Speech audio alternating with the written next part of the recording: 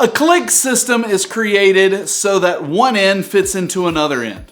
You want to make sure that the short end of your LVT is up against your starting wall. That will allow you, as you work across your room, to be able to fit your tongue and groove system together, lay them down, click them into place, adjust them as needed. This locks together tight and actually creates a water-resistant floor. This click system, while very strong, it can be damaged, so you want to be careful. If you see any damaged pieces, lay them to the side and use them as cuts. Speaking of cuts, how do you cut the material? You know it's flexible, so it shouldn't be that difficult, and it's not. If you're familiar and you have some hand tools, a carpenter's miter box is great. If you don't have that, maybe all you have is a razor knife, that works well too. Strike your line, cut it with the razor knife, and you can actually pop the material. Any cut tiles will go in the end of the room or around a wall and should be covered by your base or your shoe molding. So now that you've got it installed but you messed up, what do you do then?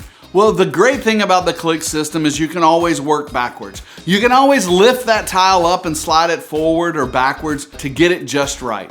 The head joints can be a little tricky. They can be put in initially just like the other tongue and groove system, but as you're laying it down, you may push it in and you see that there's a gap there. When there's a gap there, a rubber mallet is your friend. Remember, we want to protect the tongue and groove system, so be careful. But if you tap the end of the LVT, it should pop right in. While LVT is very durable, it can be scratched. You want to be careful with what you put on it. If you've got couches and things, make sure they have soft feet. And if it does get scratched, don't worry, there are some solutions out there as some stains or tints that you can use to try to polish it and buff it out. I'm a tile guy, as you know.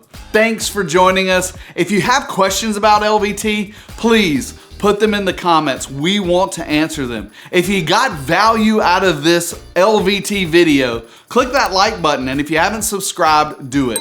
And the next step is to click right here and see the LVT installation that I did at my own home. Let's keep learning together and tile LVT the world.